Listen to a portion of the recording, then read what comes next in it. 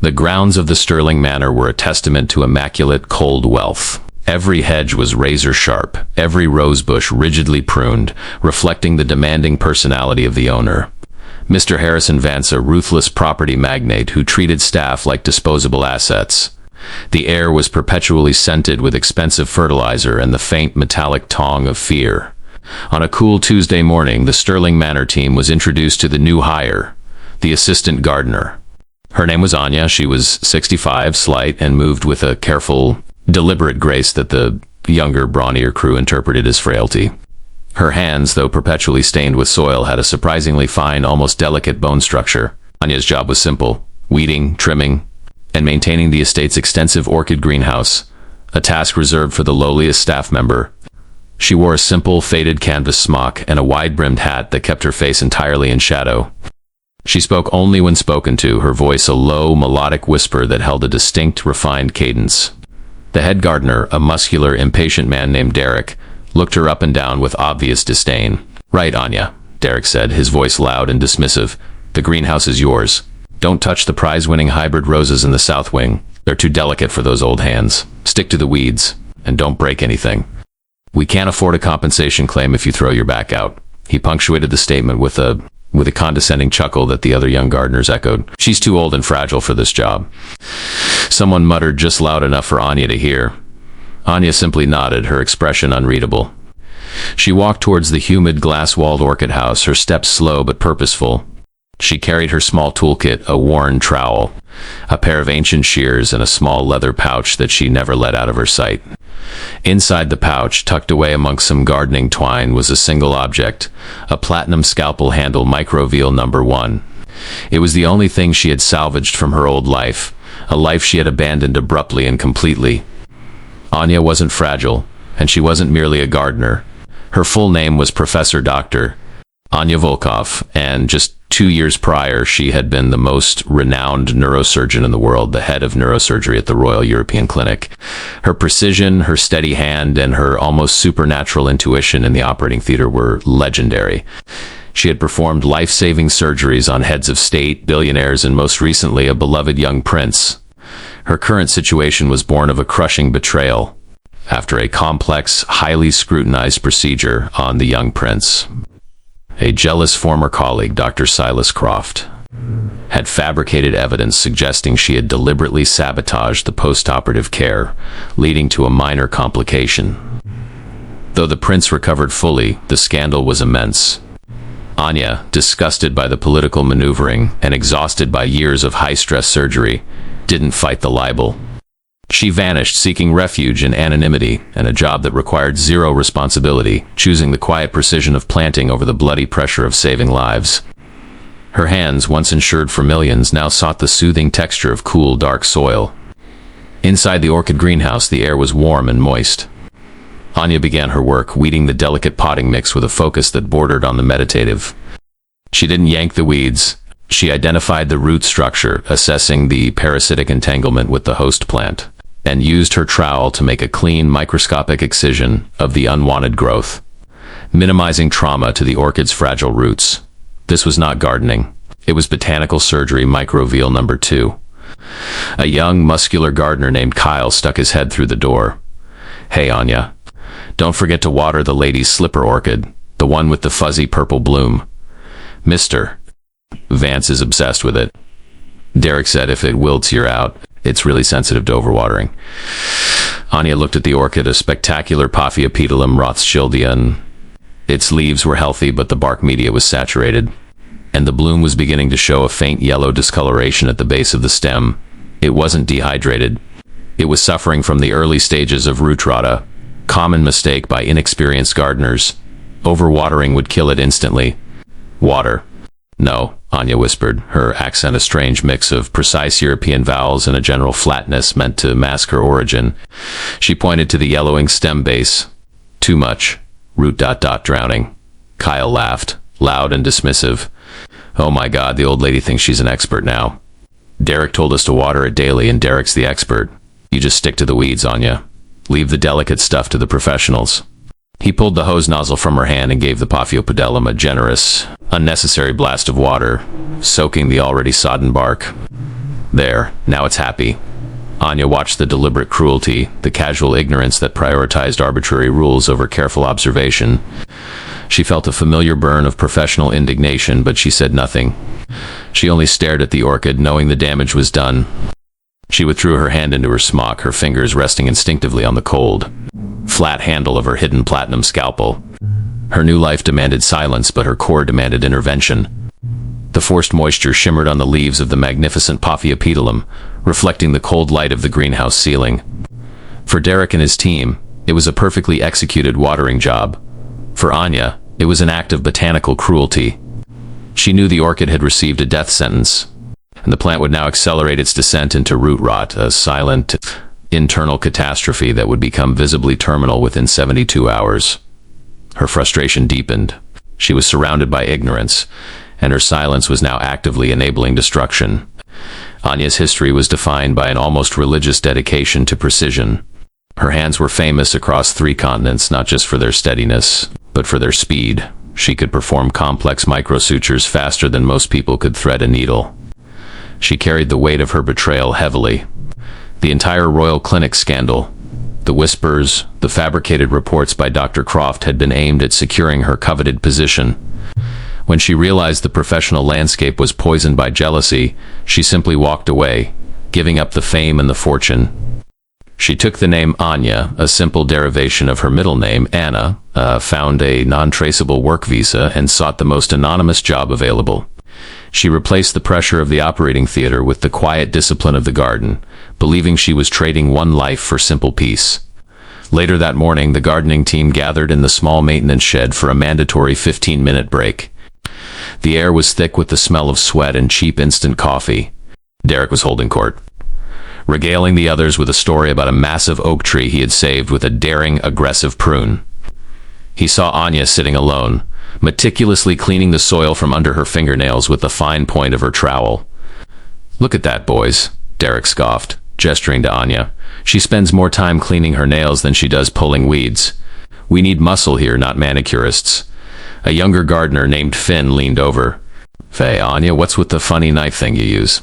You got some special tool for the soft stuff?" Anya had been using a miniature, highly precise curved cutter to remove parasites from the delicate orchid leaves, a tool that resembled a surgical instrument. She quickly put it away. "For the little bugs," she whispered, her English still halting, playing the role of the humble immigrant laborer. Derek laughed loudly. "It's called pesticide, Anya. We work smart, not hard. Get with the program. You think you're performing surgery on the flowers?" He slapped his knee. "You wouldn't know a scalpel from a trowel, old lady. Just try to keep up." The mockery was thick and palpable, hitting at the core of her hidden life. Anya felt a painful tightness in her chest. She had held scalpels more precious than Derek's entire shed. She knew the internal structure of a human brain better than he knew the root system of a fern. But she only offered a faint, submissive nod. That afternoon, Mr. Harrison Vance, the property owner, stormed onto the grounds. Vance was a terrifying figure, an imposing man who expected instant perfection and recognized no excuse. He went directly to the orchid greenhouse, flanked by Derek, who was trembling slightly. Vance was obsessed with the annual estate competition, and the Paphiopedilum was his pride. Vance pointed at the orchid, which was now drooping slightly, the yellowing more pronounced due to the morning's unnecessary watering. "Derek, what is wrong with the lady's slipper? It looks fatigued." Derek, sweating, immediately turned the blame to the newest, weakest link. "Sir, I don't know. I think it was the new assistant. Anya. She was in here this morning. She probably neglected it or handled it roughly. She's too old and fragile, sir. I warned you about hiring old staff." Vance turned his icy gaze on Anya, who was discreetly cleaning a far corner. "You, the new one, did you damage this orchid? It's worth thousands." Anya straightened up, maintaining her quiet demeanor. "Sir, the plant is sick, not rough. Root. Drowning." Vance scoffed, mirroring Derek's earlier condescension. "Drowning? It needs water. Derek is the expert. You don't speak the language and you don't know my plants. If this orchid dies, I will take the cost out of Derek's salary and yours. I need perfection, not excuses.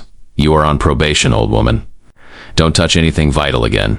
He issued a final, impossible challenge.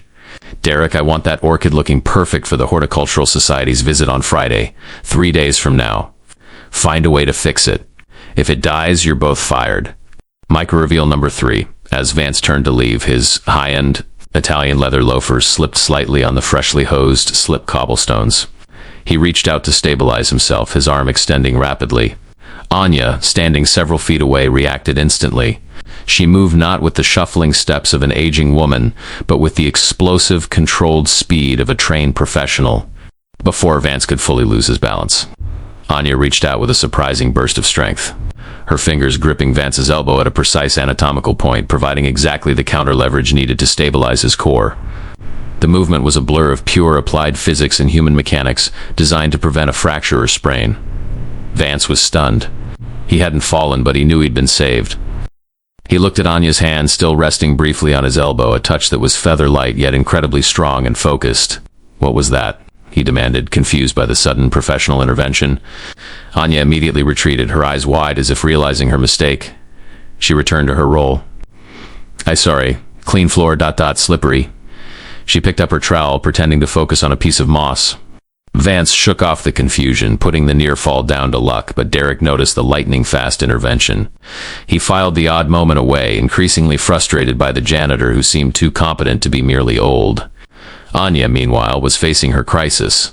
The orchid had 3 days, and only radical intervention could save it. Her self-imposed anonymity was about to cost a living thing its life, and her peace its final refuge. She knew she had to perform surgery, not gardening. The crisis was now terminal. The drooping orchid, the lady slipper, was failing fast, its stem losing rigidity. Derek, the head gardener, was paralyzed by fear of failure and adherence to routine, only suggesting a proprietary, expensive fungicide that would merely mask the symptoms. Anya knew the rot was internal and required immediate surgical removal of the affected tissue to save the rest of the plant. Her window was closing, and Vance's deadline of Friday loomed. She couldn't allow the plant to die due to the very ignorance and arrogance she had fled. Her professional honor, though hidden, demanded action. She waited until the grounds were empty after midnight. The manor was silent, the silence amplified by the humid air of the greenhouse. Anya returned, her canvas smock now serving as a professional overgarment. She carried her small leather pouch. This was not a gardening session. It was a ghost surgery. She carefully moved the Paphiopedilum to her workstation, a small, overturned bucket. She put on a pair of thin, surgical latex gloves she had secreted away, pulling them over her delicate, soil-stained hands. The moment her hands were gloved, the transformation was instantaneous. The hesitant movements of the fragile old woman vanished, replaced by the economy of motion and focused intensity of a world-class surgeon preparing for a complex procedure. Anya opened her leather pouch. She retrieved the only thing she truly needed, the platinum scalpel handle. She attached a disposable, razor-sharp microblade she had purchased from a specialized art supply store, the closest she could get to a medical instrument without triggering suspicion. Her surgical kit was complete. Anya began the operation. She used a high-powered jeweler's loop, borrowed from the maintenance shed, to magnify the plant's base. She gently removed the saturated bark media, exposing the swollen, blackened roots, a clear sign of Phytophthora root rot. The rot was localized, but spreading rapidly up the rhizome. Her hands moved with mesmerizing speed and perfect stillness, exhibiting the legendary Volkov hand that surgeons globally attempted to emulate. She used the microblade to make the initial incision a clean, precise slice through the damaged root tissue. The cut was not the rough tear of a gardener's shear, it was the microscopic excision of a surgeon removing a tumor. She followed the rot's spread, tracing the infection through the vascular bundles of the rhizome with an unnerving combination of speed and certainty. She was excising necrosis, treating the plant not as a collection of tissues, but as a living patient with an immune system she needed to support. She used a minute amount of sterilized, specialized charcoal dust kept in a tiny, unmarked vial in her pouch to cauterize the wound and prevent secondary infection. This technique was a highly localized, specialized method she had once used to prevent bacterial migration during complex spinal fusion surgeries, now applied to a plant root. Her gardening was simply the transference of her surgical principles to a softer tissue. The most critical moment came when she had to excise the largest infected section of the main rhizome, a cut that threatened the plant's ability to draw nutrients. She held her breath, made the single definitive slice, and removed the diseased section. The operation was a complete success. She repotted the orchid in a dry, sterile mix, administering a precise nutrient boost to kickstart the healing process. The entire procedure took 25 minutes, performed with the quiet, urgent intensity of a life-or-death operation. As Anya was carefully cleaning her tools, she heard the unmistakable sound of a phone vibrating. She spun around. Standing just outside the greenhouse, hidden by the deep shadows of the rose garden, was Kyle, the young gardener who had soaked the plant earlier. He hadn't left. He had stayed behind, suspicious of Anya's calm defiance. Kyle was staring at her through the glass wall, his face a mixture of shock, confusion, and fear. He had witnessed the entire procedure, the transformation, the surgical precision of the cuts, the gloved hands moving like machines, and the strange, quiet focus. He saw her put the platinum scalpel handle back into her pouch. He hadn't seen an old woman gardening. He had seen a master clinician at work. He stumbled backward, his disbelief shattering the last remnants of his arrogance. He realized this frail old lady possessed a skill level that defied his every prejudice. Anya saw the fear in his eyes.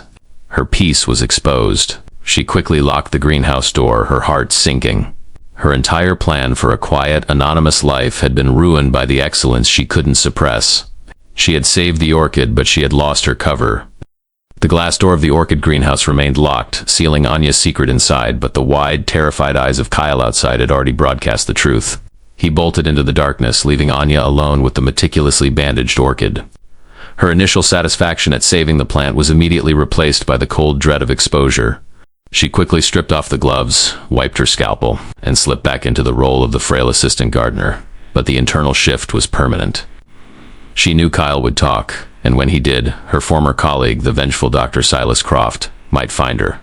The next morning, the confrontation began not with Kyle, but with Derek. The head gardener found Anya meticulously sweeping the main path, outwardly maintaining her humble routine. Derek's expression was nervous, his usual arrogance replaced by suspicion. "Anya," Derek said, his voice low. "Kyle told me he saw you doing something weird last night. Something with a knife. He said you were operating on the lady's slipper." Derek tried to laugh, but the sound was shaky. "He's an idiot, but to orchid it looks better." Anya maintained her mask. "I replant dry soil, not knife. Trowel." Derek looked at the Paphiopedilum. It was miraculously perked up, the leaves regaining their glossy green, the stem no longer drooping. The recovery was too sudden, too dramatic for mere replanting. The confusion in the man's eyes was intense. How does she know this? The silent question hovered between them. The ultimate confrontation arrived later that afternoon. Mr. Harrison Vance, the property magnate, was overseeing a construction crew replacing a section of the stone path near the main conservatory. He was distracted, barking orders into his phone, completely oblivious to the chaos brewing beneath him. Suddenly, a loud, panicked shout went up. One of the stone workers, a young man named Marco, had been moving a massive slab of granite using a small forklift. The forklift shuddered, the chains snapped, and the enormous granite slab swung wildly, crushing Marco's forearm against a brick retaining wall. The sound of the impact was sickening, a dull, heavy crunch followed by a high-pitched, agonizing scream. Chaos erupted. The other workers rushed forward, shouting for help and pressing their hands to Marco's arm, which was bent at an impossible, grotesque angle, bleeding profusely. The severity was instant and absolute. Marco was in shock, his face ash-gray. Vance dropped his phone, running toward the scene, his panic overriding his authority. "Call an ambulance. Hurry, we need a tourniquet. Derek, get something." Derek, the strong, capable head gardener, stood frozen, holding a small strip of cloth uselessly. The sight of blood and bone had paralyzed the muscle in him. The ambulance was 10 minutes away, and Marco was bleeding out, the crushed arm requiring immediate, precise intervention to stem the flow and prevent massive nerve damage. Anya pushed through the panicked onlookers. She took one look at Marco's arm, the crushed forearm, the arterial spray, the obvious compound fracture, and the last remnants of Professor Anya Volkov's anonymity vanished.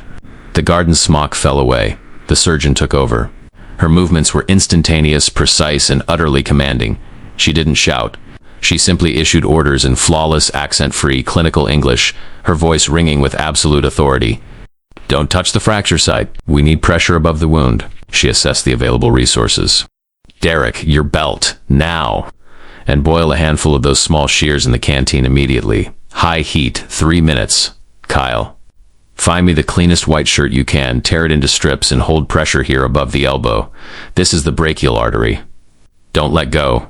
Anya snatched Derek's leather belt, wrapped it swiftly high up Marco's bicep, and used a piece of discarded rebar as a windlass, tightening the tourniquet to a precise pressure, strong enough to stop the arterial flow, but controlled enough to preserve tissue viability.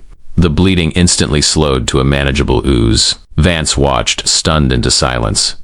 Derek, realizing the life-and-death stakes, moved instantly to obey Anya's commands, the sheer force of her competence shattering his arrogance. Anya crouched next to Marco, gently palpating the area around the fracture.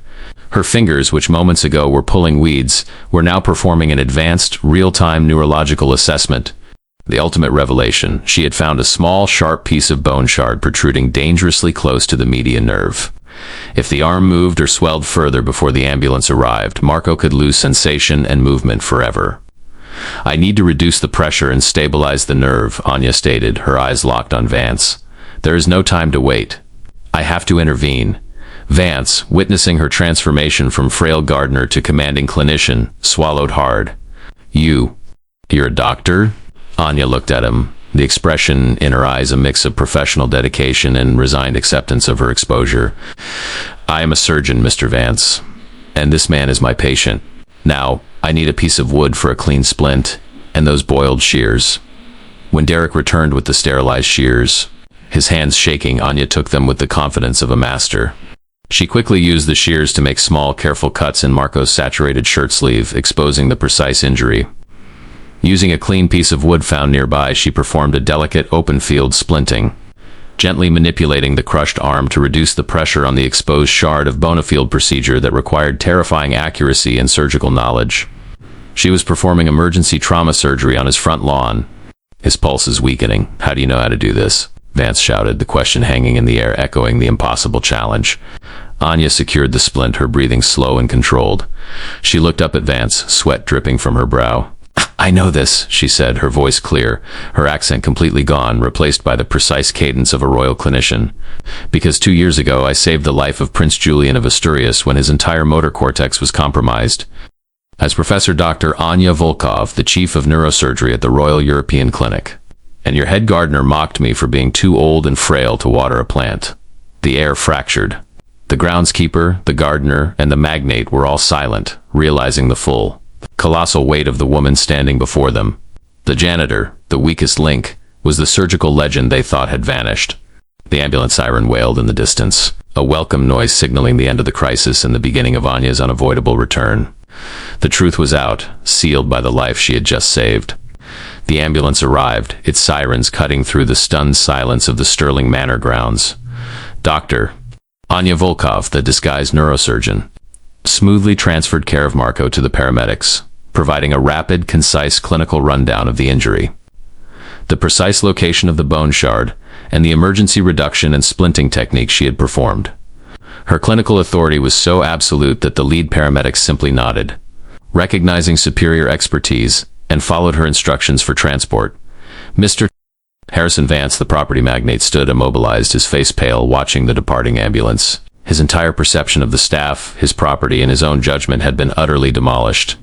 He saw the frayed canvas smock in the soil-stained hands of the woman who had just commanded a scene of carnage and saved a life. Derek, the former head gardener, stood beside him, stripped bare of his arrogance, holding the small boiled shears, the makeshift surgical tools, as if they were relics. Anya, having saved the man and shattered her anonymity, simply walked away from the crisis site. She didn't wait for praise or questions. She went straight to the orchid greenhouse and began to pack her small leather pouch. Vance, realizing the magnitude of the legend standing on his property, pursued her immediately. He found her placing the platinum scalpel handle back into its protective slot. "Professor Dr. Volkov," Vance stammered, using her full formal title. I don't know what to say. The arrogance, the sheer incompetence of my team and my own blindness, double quotes. Anya looked at him, her eyes tired but firm. "Say nothing, Mr. Vance. I did what was necessary. My life here is over. I ask only that you ensure Marco receives the best orthopedic care, and that you apologize to your staff for valuing appearance over substance." Vance was a man who lived by leverage. He instantly realized he held none against this woman. He switched from employer to supplicant. "I am prepared to offer you anything. A blank check, a full medical facility in your name. But first, Dr. Croft, the libel against you, I have global legal resources. I can crush him. Let me clear your name. Anya shook her head slightly. The money means nothing, and the fame means less. Dr. Croft's malice was what convinced me the operating theater was no longer clean. I chose the garden to find silence. Vance persisted, recognizing his opportunity. Then let me offer you the garden, Professor, not as a menial job, but as a sanctuary. So you need silence, but the world needs your genius. My manor grounds are a complex living system that you treat with surgical precision. Head of Horticultural Biodynamics. Unlimited budget. Total anonymity maintained by my security team. I ask only that you remain on the property, available for consultation, not on surgery, but on systems and precision. And in exchange, I use my network to utterly destroy Dr. Croft's professional reputation for the libel he perpetrated against you. Justice on your terms. Anya considered the proposal. It was the only offer that respected her need for quiet while addressing the core injustice of her betrayal. She looked at the recovering orchid, the small triumph of her ghost surgery. I accept, Mr. Vance, but I answer only to the needs of the plants, and to the truth. The Sterling Manor was completely transformed, not in physical structure, but in its atmosphere. The tension and fear were gone, replaced by a quiet, focused competence. The environment, the orchid greenhouse, once a neglected corner, was now the Volkov Center for Botanical Precision, a state-of-the-art laboratory where Dr. Volkov, now officially recognized only as Professor Volkov, studied plant pathology with the same micro-level detail she once applied to the human brain. The whole grounds were managed like a complex biological organism, flourishing under her watchful, systematic care. The antagonist's injustice, Mr. Harrison Vance, the property magnate, was humbled and changed. He had used his legal might to expose Dr. Croft's fabricated evidence, resulting in Croft's swift and permanent removal from the medical community, effectively restoring Anya's professional honor without forcing her back into the spotlight. Derek, the former head gardener, was demoted but not fired. He was placed under Anya's direct supervision and forced to relearn his trade with intellectual rigor. He learned humility and precision, realizing his true potential lay in accepting instruction from the master. Kyle, the young gardener who had witnessed the surgery, became Anya's dedicated research assistant, inspired by her brilliance to pursue a degree in plant biology. Anya's peace. Dr. Anya Volkov found her true refuge. She had the silence of the garden, the resources for complex research, and the knowledge that justice was served. She spent her days in the greenhouse, her platinum scalpel handle now used to delicately prune genetic flaws from rare breeds, a perfect transference of her surgical genius. Marco, the construction worker, fully recovered, thanks to her immediate intervention and Vance's funds for his subsequent care. He returned to the manor not as a worker, but as a friend, forever grateful for the hidden genius who saved his limb. One afternoon, a delegation from a major university arrived at the manor to consult with Professor Volkov on a critical crop disease. The renowned botanists were ushered into the greenhouse, where they found the legendary Dr. Volkov in her simple smock, her hands covered in dark potting soil. A young professor, unaware of her surgical past, pointed to a rare specimen. "Professor, this fungus is destroying the tissue. We are considering an aggressive, broad-spectrum chemical treatment." Anya looked at the plant, then at the professor. She reached into her pocket, retrieving the sterilized microshears Derek had once fetched for her. She used them to make a tiny, precise cut, exposing the fungal infection. "No," she said, her voice gentle but firm. "Aggressive action causes undue systemic trauma. The solution is always the most precise and minimal excision, followed by targeted support." She was speaking of the plant, but she was also speaking of life, of business, and of revenge. She looked at the thriving garden, the testament to her quiet genius. The gardener who was mocked for being too old and fragile had performed the most necessary operation of all, saving her own life by surgically removing the need for fame and proving that true power resides in the precision of one's hands, regardless of the task. Subscribe, like, and comment your location. Do you think Professor Volkov will ever return to the world of human surgery, or has she found her final peace in the garden?